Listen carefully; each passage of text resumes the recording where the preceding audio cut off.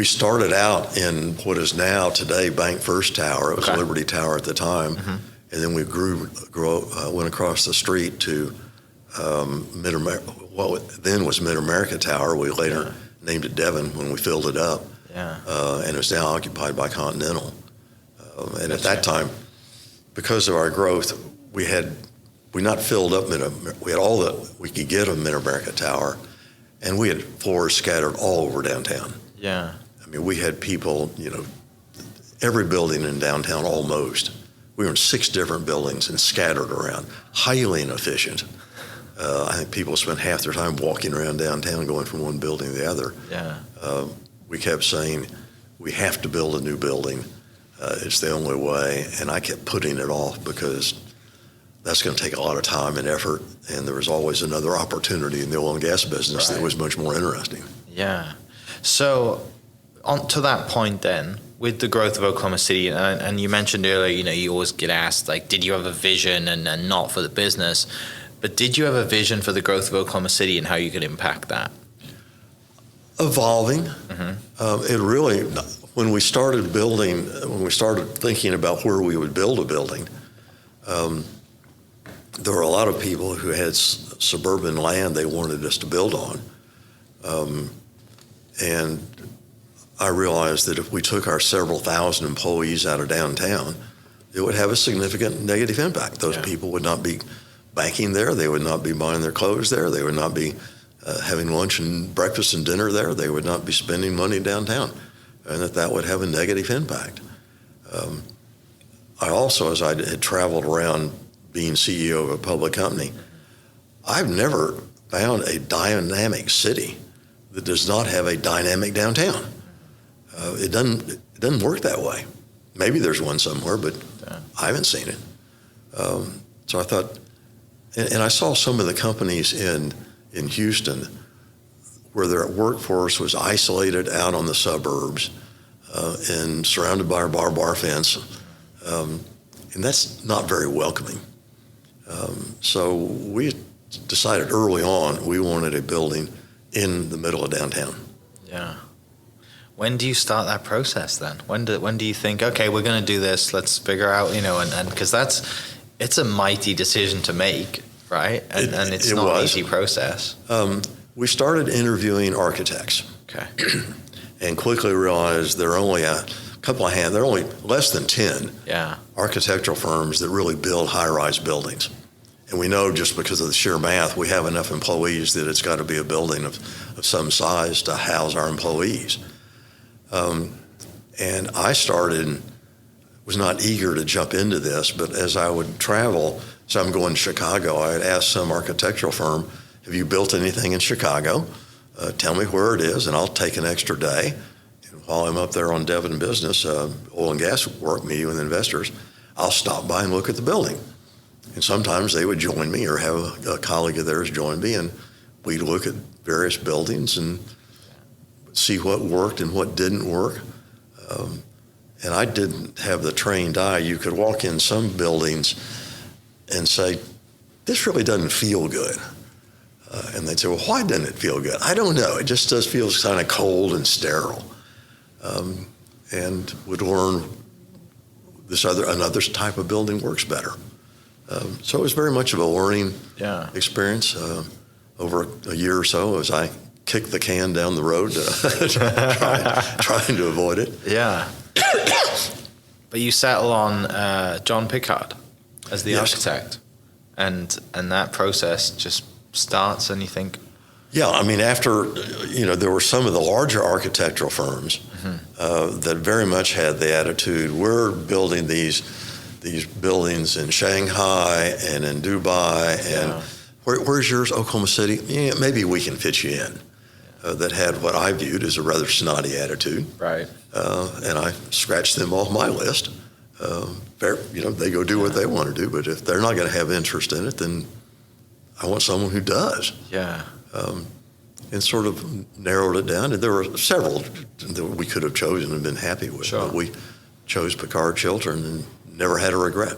So when you start seeing the models, you start seeing the plans, and you see the scale of this tower that you're going to build, and it's got your name on it in Oklahoma City, what are you feeling at that time? How are these conversations going? And for you personally, from a city that you've grown up in, to have a building that is basically the statement piece to this city, what are those conversations like, and how is that process?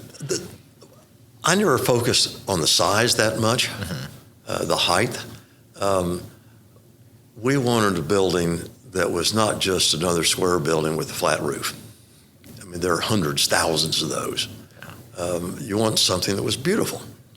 And fortunately, we were doing this at a time when there was a serious recession in building. In fact, when we started our tower, we were the only high-rise in the country coming out of the ground, which said we had all the kinds of buying power in buying glass windows and furniture, because all of those companies were desperate for work. And we were the only live wire in the country that was out getting jobs. So we had the opportunity to really build a high-class building with some architectural interest without busting the budget.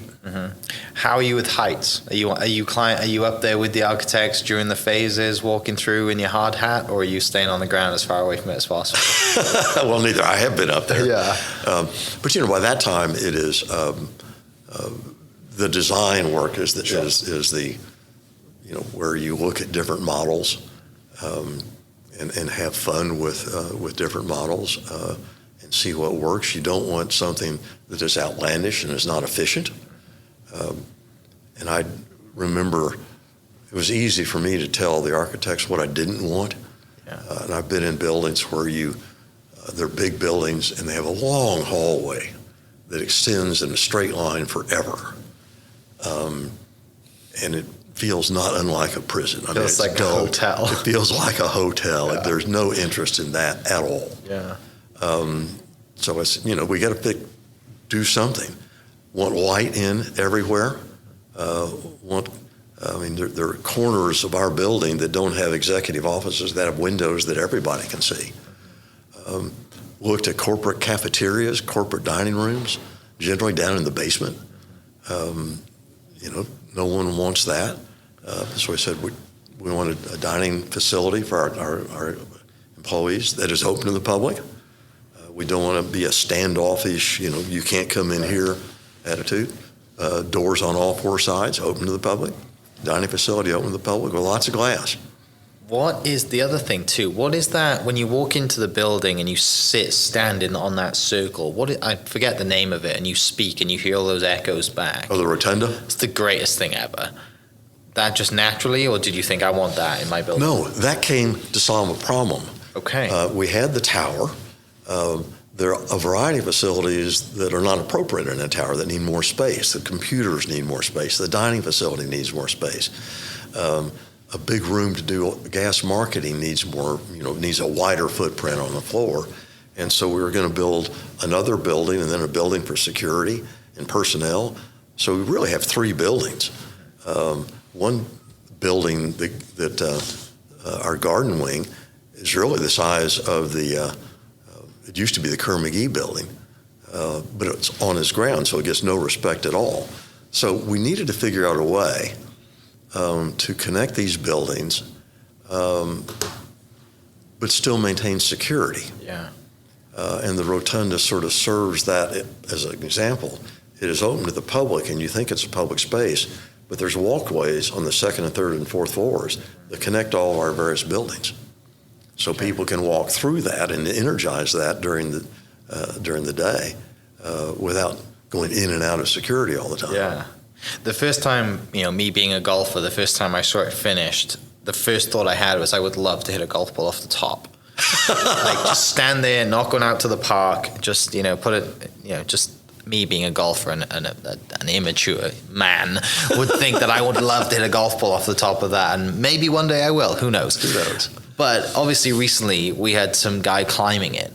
I mean, that's mad. I know he's a professional, but that's nuts. What are you like watching this on the news thinking, I wouldn't climb that if I had full harnesses and a million safety gear. Like, that was crazy. Incredulous. Mad, right? Total Yeah. But if you watch him, he was calm. Yeah, really calm. You know, a wiry guy that is very agile, and he just scampered up that thing. I couldn't believe it. No. I was, and you know, I obviously get why he did it. He's trying to raise awareness, and that's fine. But yeah, I mean, obviously a professional, and you know, professional. Clearly, he does this a lot. So I couldn't believe it. And the other thing you mentioned too, which I didn't think of until now, is security. Obviously, this is especially after 9/11 and all the other stuff that goes on. And you know, as much of an impact I think as the Air Force Base in Oklahoma has on the center of this country. People don't really think about security that often, but when you put a building at that scale and a statement piece in the middle of this country, that's probably one of the top priorities is security as well. Security is. Yeah. And they're quiet and unobtrusive, but there's security features all over that. Mm-hmm. Of course, the main reason you build a building is to house your employees. Yeah. And it's not to win awards or to make statements. It's a recruiting tool. And if you're graduating from college and have a choice in working in a nice building in a nice environment or working in a dull building, all things being equal, that building can make a difference. In fact, after we built that, we went for almost a year and a half where everyone we made an offer to who had come to the building decided to accept our offer. Yeah, it's a quite good sell when you show them their office view, right? Which at the time was nothing. Now it's incredible because you have the park and everything. At the time, it was just parking lots and the river, right? Which still serves as it's a nicer view than most people. And to me, the greatest success of that building was one Saturday after we'd moved everyone in. Perfectly beautiful day, a good day to go play golf or garden or watch football game or do whatever you do on a beautiful Saturday. We had a lot of employees. I was coming downtown to catch up on some work Saturday morning, and there are lots of employees down there who would come down on a perfectly nice Saturday to show their parents, to show their spouse, little kids in tow, grandmother and granddad in tow, in a wheelchair, showing them where they got to work. That says it all. Yeah, that means a lot, doesn't it? To see people coming on their day off to show their parents, hey, I work at that building right there. To take your day off, to get your whole family to come downtown to show you where I work. Yeah. That says the building's a success. And that's who you ultimately build it for. Right. Mainly. Yeah. Yeah, because as a business, it works efficiently when everyone's in the same building. And if you got to go to another floor, you jump in the elevator and off you go. You don't have to walk 2 miles across town. Right. Because we've done that. In the middle of Oklahoma winter, which is freezing. Or heat. Or wind. Yeah. Take your pick. Yeah. It's awesome. And I'm sure, every time you probably see a photo of it, right? Or you see the sunset reflecting off it. Or we're at a Thunder game and you look out and it says Thunder Up down the side of the building. Like, so many little things that... Well, if you had 2 towers, we debated having, shopping the building, having 2 towers. Yeah. You have inefficiencies there. Right. Because you have to go down, cross over, come back up, in and out of security. There are lots of 2 buildings of the same square footage cost more than 1 building.